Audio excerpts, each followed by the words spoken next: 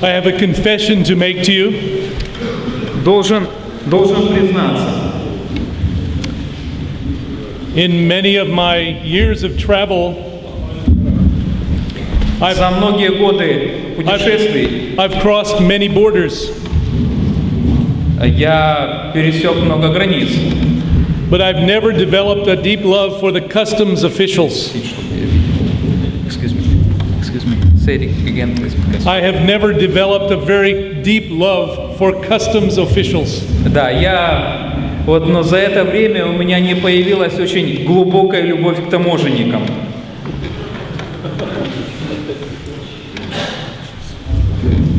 Perhaps Мне неудобно, я не вижу. the one case that really stands out in my mind is November of 1989. Один из моментов, который мне в память врезался, это был ноябрь 1999 года. I was traveling into Romania. Я тогда ехал в Румынию. At that time, the dictator Nicolae Ceausescu was still in power, Тогда еще Чаушеску был при власти. and he was very much angry at the Christians and the missionaries, and there was much persecution in those days. И он очень крепко не любил христиан, миссионеров и им подобных. There was a brother there, a pastor, his name was Cornel Jova. И там был пастор по имени Корнел Йова. And Cornel's wife, Mariana, had leukemia, and she was suffering greatly. И у жены этого пастора Марьяны была лейкемия, и она очень сильно страдала. And I had left him a few weeks before, and he said to me, Michael, please, can you help me with some medication for Mariana just to relieve her suffering? И вот как-то я за несколько недель до приезда связался, и он говорит: Майкл, может быть, ты можешь привезти какие-то лекарства, чтобы облегчить страдания Марьяны. So I took some of her records back with me to the U.S., and I realized from the medical doctors that there was nothing we could do for her. И я взял ее диагноз или какие-то медицинские документы, показал в Америке врачам, и врачи сказали, что мы ей помочь не сможем. Except to try to relieve her pain. Кроме того, что как-то попытаться облегчить ее боль. One of my friends was a medical doctor, an anesthesiologist. И один из моих друзей, он доктор, медик, анестезиолог. He agreed to travel with me back to Romania to evaluate her situation and help as much as he could. И он согласился поехать со мной в Румынию, сделать осмотр, оценить ситуацию и помочь, насколько он может. So in November of 1989, we arrived at the border of Romania. И это 89-й год, не 99-й. Ноябрь 89-го года мы проезжаем границы с Румынией. I can tell you it was not a happy place to go. Скажу вам, что это не было очень радостное место. I was going to that border many times. Я бывал на этой границе уже много раз. Always we had people fasting and praying for us because it was a very evil border crossing. И за нас всегда молились, за нас всегда постились, потому что это был очень тяжелый переход, недобрый. But we were going on a mission of mercy to help my brother. Но мы ехали с миссией милосердия, чтобы помочь нашему брату. And as we arrived there, it was a very cold day. Это был очень холодный день, когда мы приехали. And they did the usual thing. И они свои обычные процедуры проделывают. They like to make us stand outside the cars in the cold for 6 hours, 7 hours, till we are shaking. И они заставляли нас выйти из машины, вот 6-7 часов стоять на холоде, дрожать. For them it was a big joke. Для них это было весело, развлечение такое. Just to make fun of the Christians. Вот, просто посмеяться над христианами. But we didn't mind because we were going to help our brother Cornel and his dear wife Mariana. Но мы не возражали, потому что мы ехали помочь нашему дорогому брату Корнелу и его жене Марьяне. So on this day, finally, наконец, this customs man, he comes out to me and he says, таможенник подходит ко мне и говорит: so open all your bags. открывай все свои сумки. And now we were praying for them not to see all the medication because we wanted to take it to Mariana. И мы молимся над тем, чтобы он не узрел все те медикаменты, которые мы везем, потому что хотим довести их Марьяне. So they went through everything and pulled out all the medications. Но они все открыли, вывалили все медикаменты.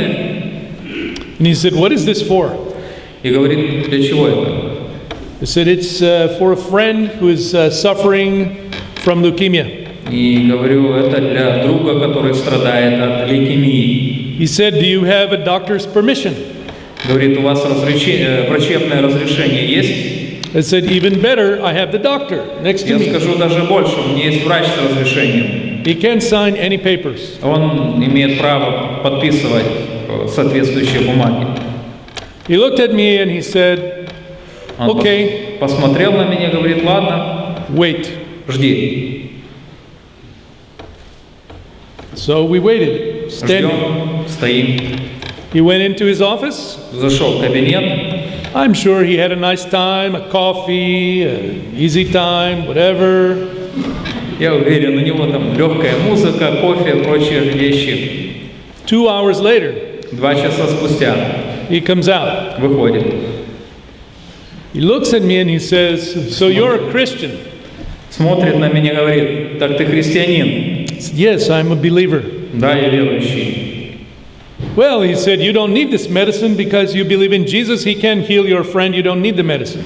Ну, говорит, раз так, значит, тебе не нужны эти медикаменты, потому что ты веришь в Иисуса Христа. Иисус Христос может исцелить кого угодно. So he took all the medicine and threw it in the trash and said, И он берет, собирает все медикаменты, все лекарства, бросает в мусорное ведро и говорит: свободен. and he said, besides, we're not letting you go in. Еще говорит: кроме того, мы тебя не впустим в страну. And if you come back again, we're going to put you in prison.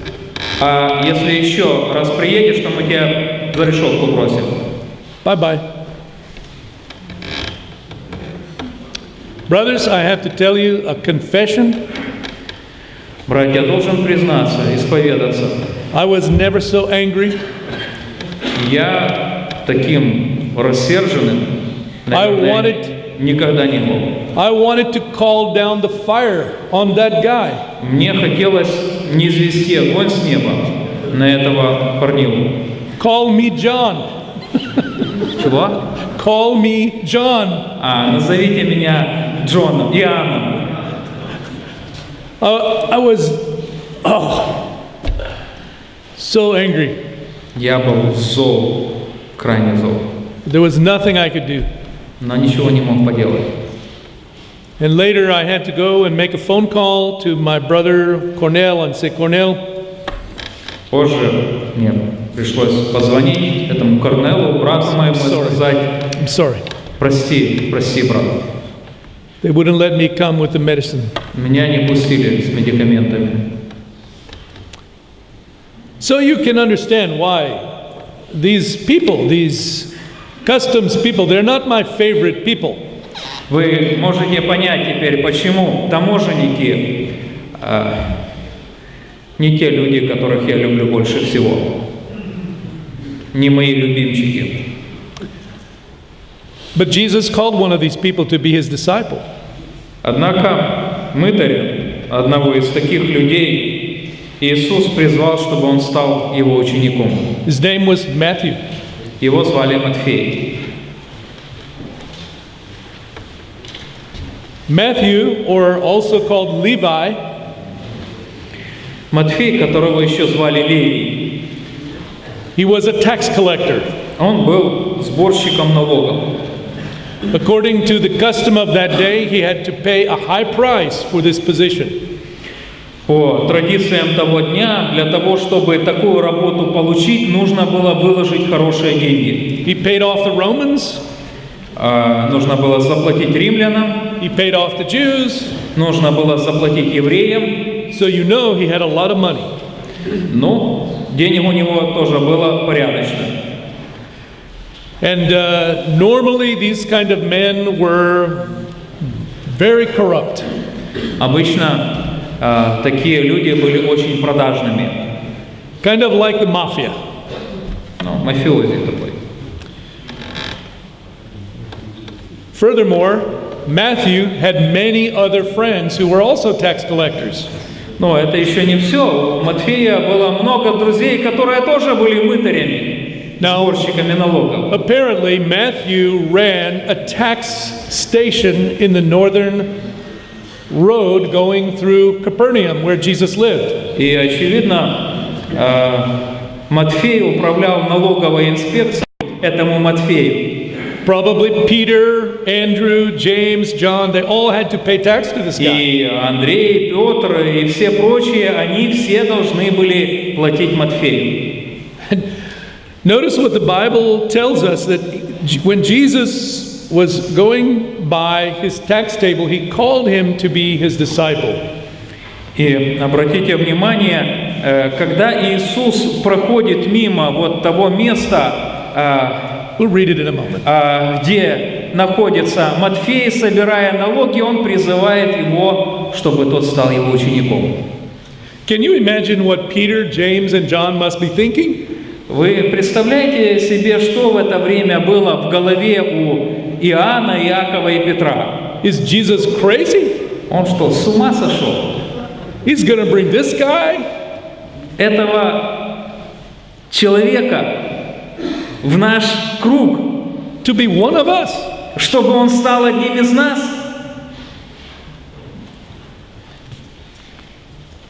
The historians of this day tell us that these people, these tax collectors, they were the most despised people of all the society.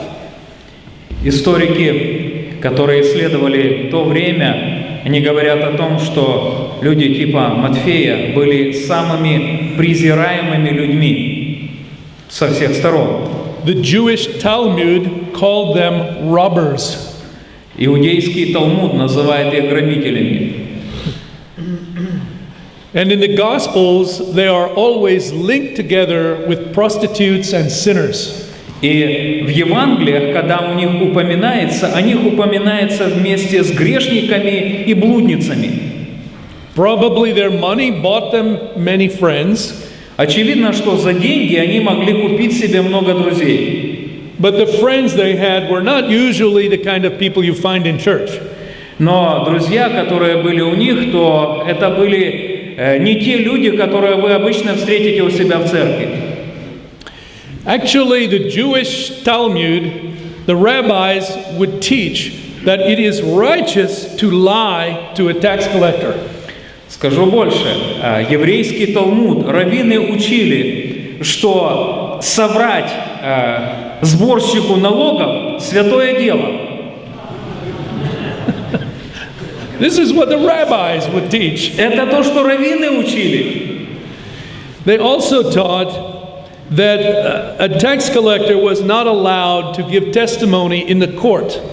Также они говорили, что учили о том, что сборщики налогов не могли выступать свидетелями в суде. Because they were notorious liars. Потому что они были отъявленными лжецами. And they could take a bribe for everything. И могли за взятку сказать, что только хочешь. Enough money, he says anything you want. Заплатишь, скажу тебе, что хочешь. So they were forbidden to give testimony. Потому им было запрещено свидетельствовать в суде.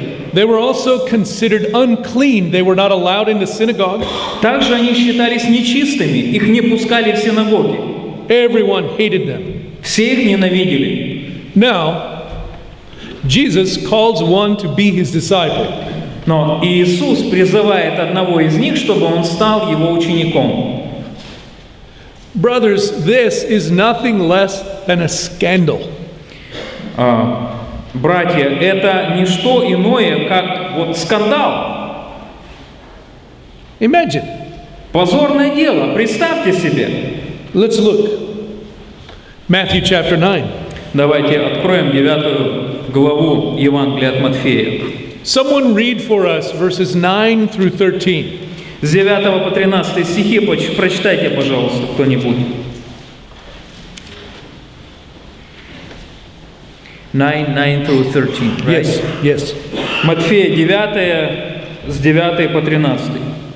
А коли Ісус звідти проходив, побачив чоловіка на ім'я Матфея, що сидів на митниці, та й каже йому: «Іди за мною».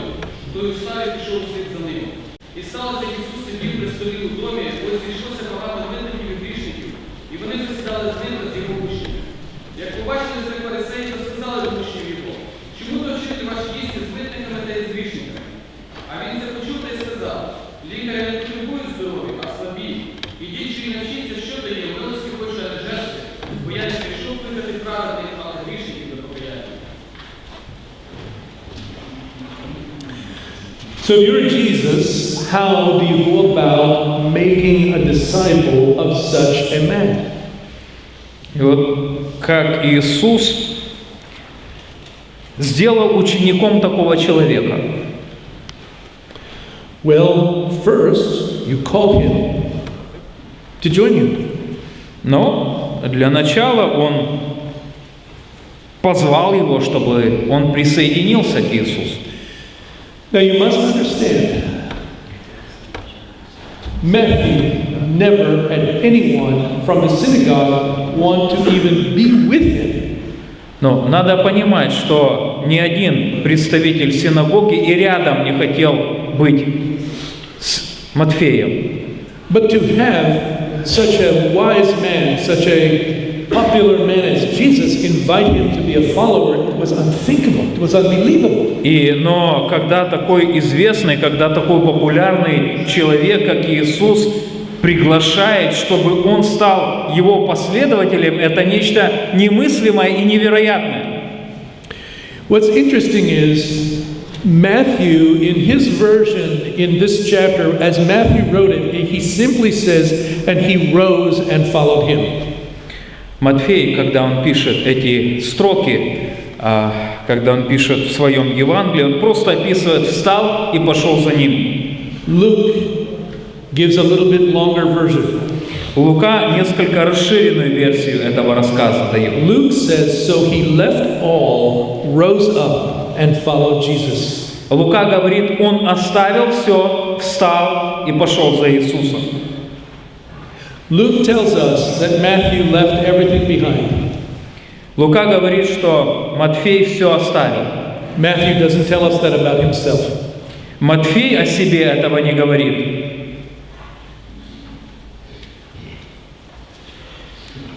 I wonder what he was thinking that day. Мне интересно, что он в тот день думал. Collecting taxes from traveling people like me. Собирает налоги с путешественников, таких как я. When suddenly Jesus walks to his table. Вдруг к его столу, к его окошку подходит Иисус. He says, "You are just the man I'm looking for." Говорит, вот ты тот человек, который мне нужен. I want you to follow me. Хочу, чтобы ты следовал за мной. I'm almost certain. Я практически уверен, The other disciples, just their mouth was open. что ученики вокруг стояли с открытыми ртами. They couldn't speak. Они слова не могли вымолвить. The question that I have, and I pose to you, is why do you suppose Matthew followed Jesus? Зачем нужно было, чтобы Матфей следовал за Иисусом? Вот какой у меня вопрос. I want you to think about that. Хочу, чтобы вы об этом подумали. You see, many times we look at such people and we think, he's a hard case. Иногда мы смотрим на таких людей и говорим: тяжелый случай.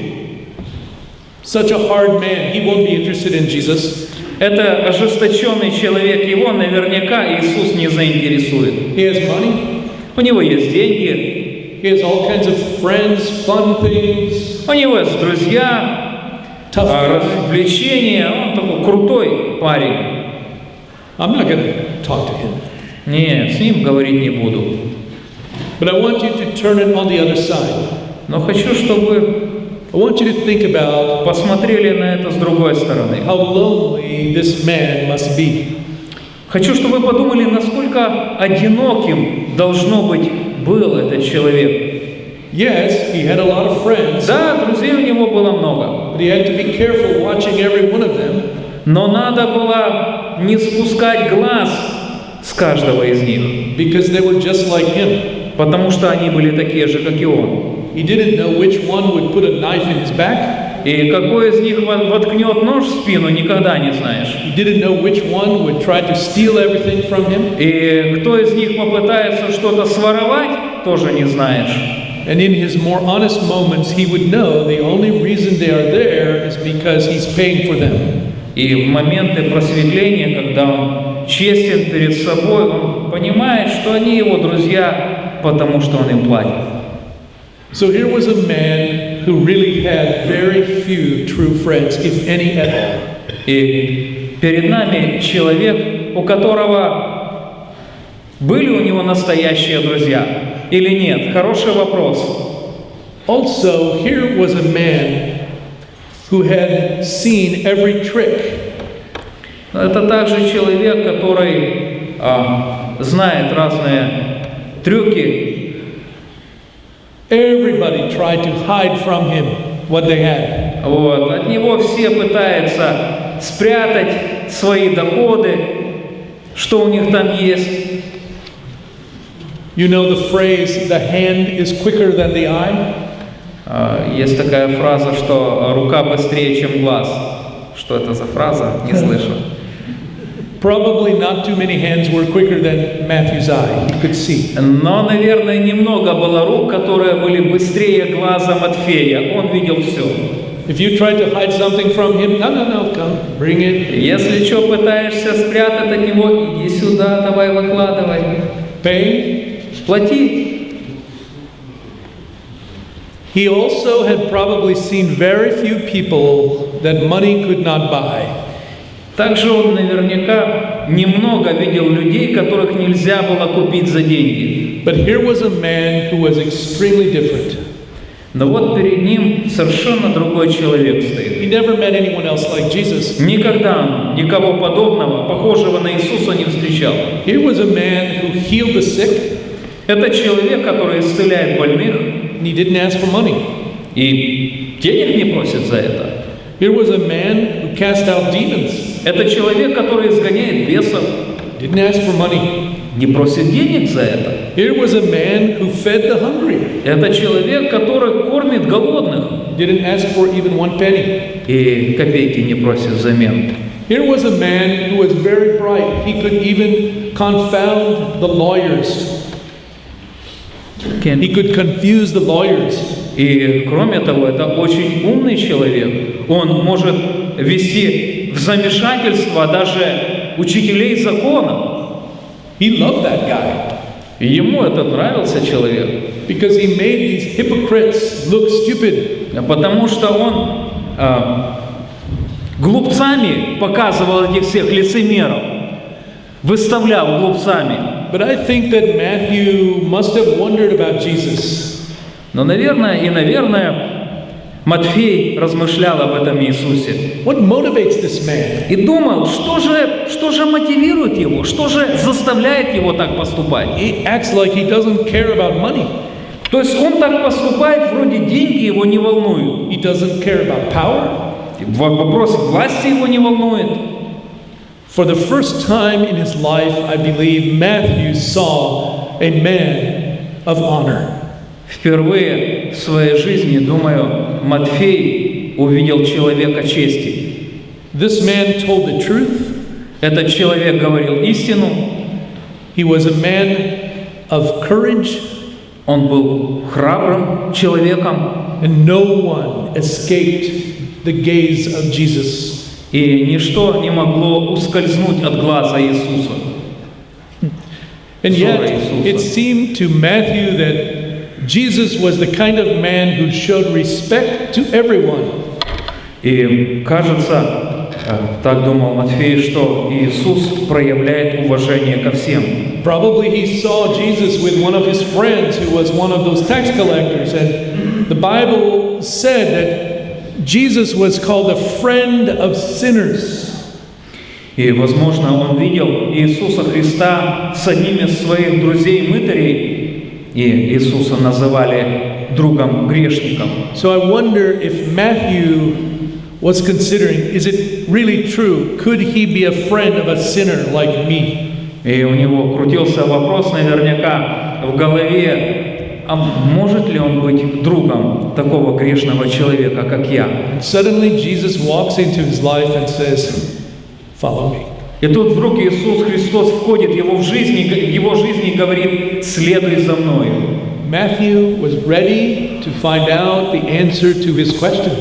Матфей к этому времени был готов получить ответы на свои вопросы. Who is this man Jesus really like?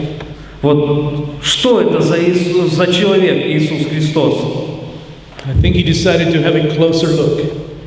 Я думаю, он решил взглянуть поближе на Иисуса.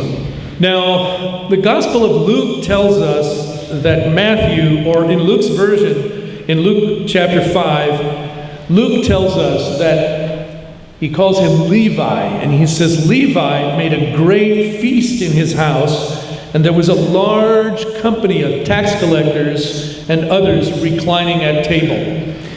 Лука, когда рассказывает об этой ситуации, он говорит о Матфее, там он называет его Левием, и говорит, что Левий устроил у себя в доме большущий пир, пригласил туда много своих друзей-мытарей, и они возлежали в доме.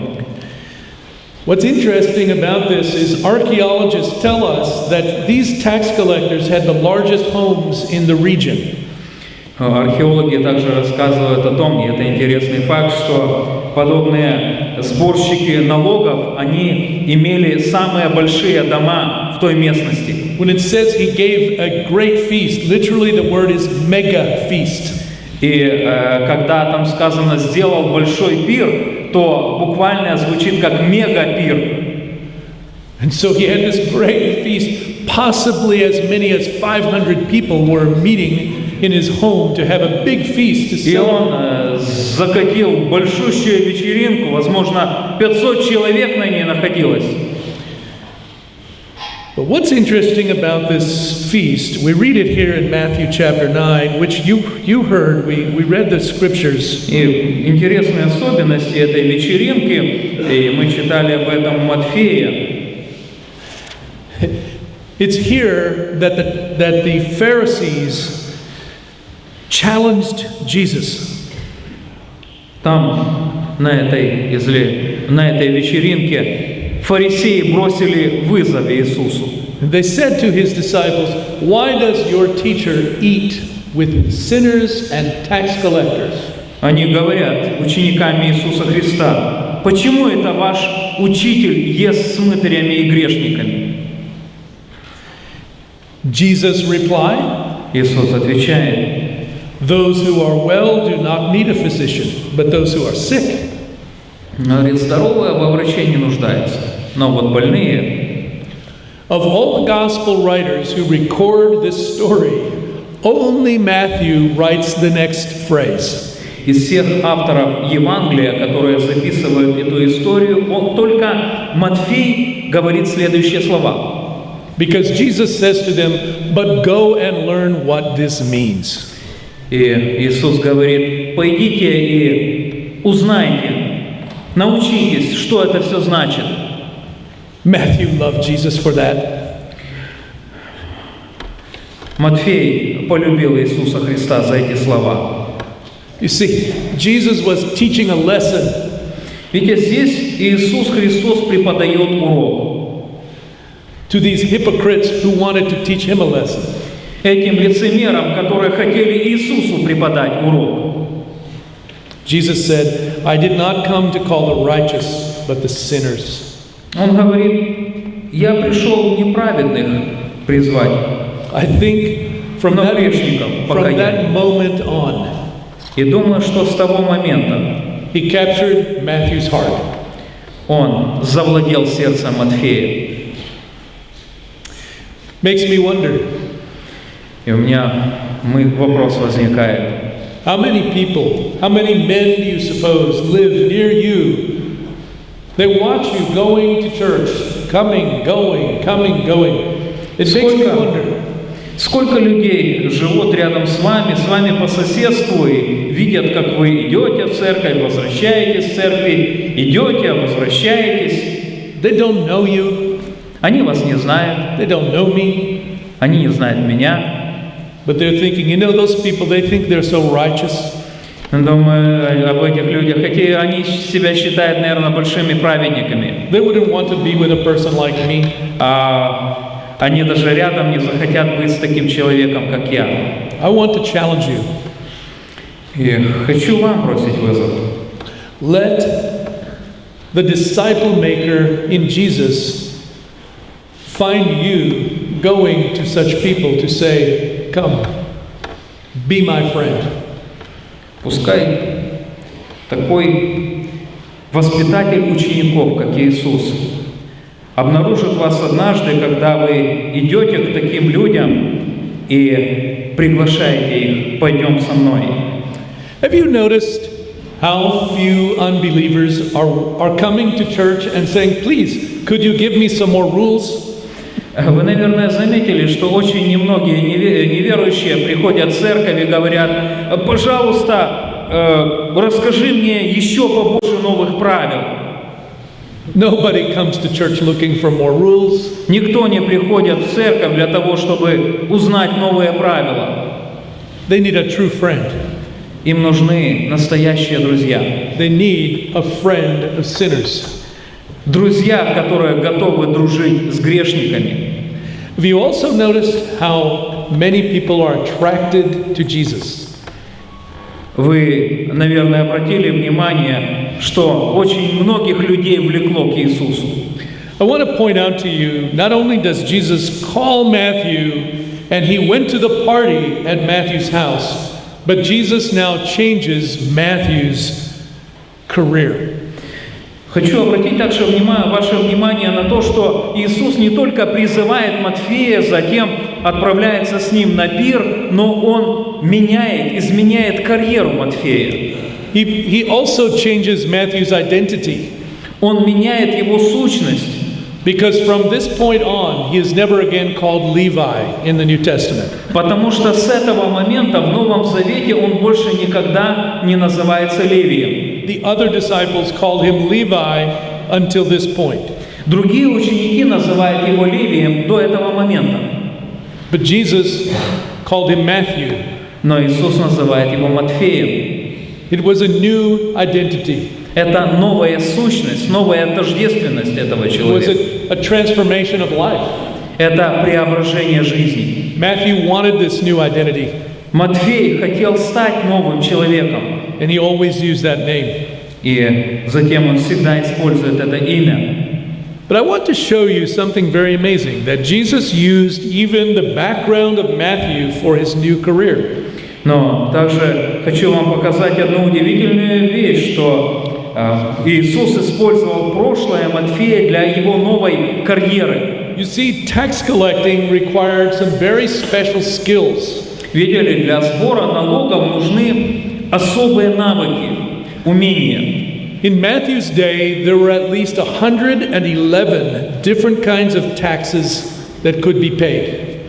Во времена Матфея было как минимум 111 разных видов налогов, которые люди должны были платить. If you had a horse, you had to pay a tax. Если у вас была лошадь, вы должны были платить налог. If you had a pig, you had to pay a tax. Если у вас была свинья, вам тоже нужно было платить налог. Cows, коровы, wool from sheep, шерсть овечья, если овцы, temples, храмовая подать, bathhouses, как там, бани, policemen. Полицейские. Everybody had to pay tax to the tax collector. Все должны были платить налоги этому сборщику. The tax collector also had to be able to speak Latin. Также сборщик налогов должен быть способным разговаривать по латыни, Greek, по-гречески, Aramaic, по-арамейски. He had to have good handwriting. Хороший почерк. He had to give records to the Romans. То есть он должен был передавать все эти записи римлянам, He had to give reports to the Jews. также еврейским властям. He had to write down all the values of everything. Он должен быть способным описать ценность всякой вещи. His records had to be accurate. Его записи должны быть достоверными. He also had to have a very keen eye. Также у него должен быть очень зоркий глаз. He had to observe the details. Он должен обращать внимание на детали. What happened here? What's going on there? Что произошло здесь? Что случилось там? Brothers, do you know what this is? Знаете, братья, что это? This is perfect training to be the writer of a gospel. Это замечательная подготовка для того, чтобы стать автором Евангелия. Matthew writes some of the most accurate detail of the life of Jesus. Матфей передает одни из самых достоверных подробностей из жизни Иисуса. You would think that if Luke was a medical doctor in his gospel, you would find medical terminology. Вы, может быть, можете подумать, что раз Лука был врачом, значит, в его трудах, в его письме должны быть обнаружиться какие-то медицинские термины. It's true, you do. Верно, так и есть. And you would think that with Matthew's background, in his gospel, you would find lots of words about banking and finance. И тогда вы можете предположить, что раз у Матфея такое прошлое, то много банковской терминологии, финансовой терминологии найдете. That's exactly true. Так и есть. Matthew loved numbers. Матфей любил числа. In Matthew chapter 1, he groups the genealogies in groupings of 14. В Матфея 1 главе в родословных он группирует поколения, вот эти роды по 14. He speaks of money in his gospel 44 times. О деньгах он в своих Евангелиях говорит 44 раза. This is more than double all the references in the other gospels combined. Если взять вместе все прочие 3 Евангелия и собрать упоминания о деньгах, Матфей в 2 раза больше говорит в своем. Matthew uses very precise terms to speak of the coins used to pay the Roman and the Jews. Когда он говорит о монетах, которые платили римлянам и иудеям, он очень точно описывает эти монеты. Only Matthew records exactly the number of pieces of silver which Judas paid to betray Jesus. Только Матфей описывает точное число серебряников, которые первосвященники заплатили Иуде Искариоту. Only Matthew records that the sepulcher of the tomb guards were paid hush money to keep quiet about Jesus in large silver coins. Только Матфей описывает то, что стража, которая стояла и сторожила гробницу, где был погребен Иисус Христос, они получили взятку, чтобы держать рот на замке. Matthew's eyes missed nothing. Глаза Матфея не упускали ничего. So you can expect that when he says things about Jesus, it's exactly true. То вы можете ожидать, что если он говорит что-то об Иисусе Христе, он передает точные детали. But there's something else about Matthew. Но что-то еще важно заметить о Матфее. Matthew loved when Jesus touched the lives of sinners and difficult people. Матфею очень нравилось, когда Иисус прикасался к жизни очень тяжелых людей, непростых людей и грешных. When Matthew gives the genealogy of Jesus, когда Матфей рассказывает родословную Иисуса Христа, he includes the following people. Он включает туда следующих людей. Tamar, он включает туда Фомарь, Рахав, Руфь, Bathsheba, Версавию. She who was the wife of Uriah. Ту, которая некогда была женой Урии. Matthew doesn't mind talking about scandal. Матфей не против поговорить о скандальных вещах. Because he knows Jesus can make it right. Потому что он знает, что Иисус это все исправляет. Brothers, братья, I think it's interesting that Matthew focuses on the kingdom and the kingdom values more than any other New Testament writer. Думаю, что также интересно то, что Матфей более чем другие авторы, он фокусирует свое внимание на царстве и ценностях царства. You see, when Jesus began to preach the Sermon on the Mount about the new kingdom and the new laws, he was basing those laws on his own character. Когда Иисус Христос начал произносить Нагорную проповедь и начал говорить о царстве, и начал говорить о новых правилах царства, то он эти утверждения основывает на своем характере. Matthew tells the story of the unmerciful servant. И Матфей передает историю о немилосердном слуге. He tells the magnitude of his debts.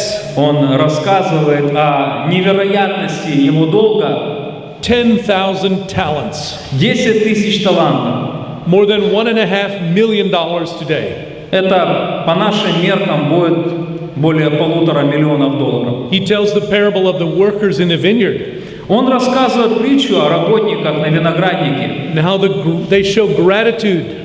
Как они проявляют благодарность. And he tells the parable of the talents. И также он рассказывает притчу о талантах. Matthew closes his gospel. И заканчивает свое Евангелие Матфей with the Great Commission. Великим поручением. And his own life quest. Это история его жизни. And church history tells us that Matthew preached the gospel in Persia, present-day Iran. И традиция рассказывает нам, что Матфей проповедовал в Персии, это современный Иран. That he also preached the gospel in Macedonia, in Greece. Что он также проповедовал в Македонии, это Греция. And that he died by the sword in Ethiopia. И затем его казнили в Эфиопии. My brothers, Matthew covered a lot of ground. Скажу вам, что Матфей прошел немало километров. I want to share with you a couple of lessons that I think we learned from Matthew. Хочу поделиться с вами рядом уроков, которые, я думаю, мы можем извлечь из истории Матфея. Matthew teaches us to never sacrifice what is priceless for that which merely has a high price. Матфей учит нас никогда не приносить в жертву то, что бесценно, ради того, что имеет всего лишь высокую цену. The Bible says when Jesus invited Matthew to come, he rose, he left all, and he followed Jesus. Библия рассказывает нам, что когда Иисус призвал Матфея, он встал, оставил все и пошел. Personally, I believe he walked away from the bank with a smile. Лично я думаю, что он уходил из своего банка с улыбкой. He knew what was priceless. Он знал, что действительно бесценно. Other friends could be bought. Друзей можно купить. Jesus, priceless. Иисус бесценен. Another lesson we learn from Matthew is never look back at the old life. Другой урок, который мы можем извлечь из истории Матфея, это никогда не оглядывайтесь на прежнюю жизнь. It has no eternal value to offer you. В ней нет вечных ценностей, ничего вечного. You know, I've been in ministry many years. Знаете, я в служении уже много лет. And I know some men who left their business world to become followers of Jesus, to become servants of God. Я знаю людей, которые оставили свой бизнес, чтобы стать последователями Иисуса Христа, чтобы стать служителями Христовыми. I've asked many of them. И я многих из них спрашивал. Do you ever regret leaving that business world behind? Ты когда-нибудь жалел, что оставил свой мир бизнеса? No one has ever said yes. И ни один из них не сказал да. A final thought. Последняя мысль. Never be afraid of giving the gospel to people who have money. Никогда не бойтесь свидетельствовать людям с деньгами. They're lonely. Они одиноки. They need Jesus. Они нуждаются в Иисусе. And you never know when God has prepared their heart for just this moment. И вы не знаете, может быть, Господь готовил их сердце именно к этому моменту. You see, Jesus never allowed money to come between himself and those who needed his forgiveness. Ведь Иисус никогда не допускал, чтобы деньги стали на пути между Ним и людьми, которые нуждались в прощении. The truth is, those who have money, they already know it's empty. Истина заключается в том, что люди, обладающие деньгами, знают, что это пустота. A closing thought. И последняя мысль. Remember my story from 1989? Помните мою историю из 1989 года? 30 days later, Ceausescu was executed. 30 дней спустя того события Чаушеску был казнен. Christmas Day, 1989, I was coming back through that same border. На Рождество 89 года я ехал через эту же границу. I had many truckloads of bread and food and clothing and Bibles. И с нами был целый состав грузовиков с хлебом, с продуктами, с Библиями. And as I came to that border, и когда я подъехал к этой границе, that same custom guy came out to see me. Вышел этот же таможенник. He said to me, и он мне сказал, "Do you have guns?" У тебя оружие есть? I said, "No." Нет. "Do you have Bibles?" Библия у тебя есть? I said, "I have a truck full of Bibles." Говорю, целый грузовик. He looked at me, and the first time I ever saw that man smile, he smiled. Он посмотрел на меня, и впервые я увидел на его лице улыбку. Впервые. And he said to me, и он мне сказал, "Welcome to Romania." Добро пожаловать в Румынию. And then he stopped. И затем остановился. He looked at his shoes. Посмотрел на свои ботинки. He looked this way, направо, налево. He's waiting. Подождал. I thought, he wants something. И я думаю, он, наверное, что-то хочет. I said, "Would you like a Bible?" Я говорю, хотели бы вы получить Библию? He said, "Да." I said, "Yes, here." Да, вот, пожалуйста. It's for you. Это для вас. It's a gift of God. Это дар Божий. Today, сегодня, I would take you to introduce him as a brother. He has been baptized. He is a deacon in the Baptist church. Я мог бы познакомить вас с этим человеком. В настоящее время он диакон Баптистской церкви. Because Jesus transforms tax collectors. Потому что Иисус преображает мытарей. Аминь. Аминь. Аминь. Аминь. Слава Богу.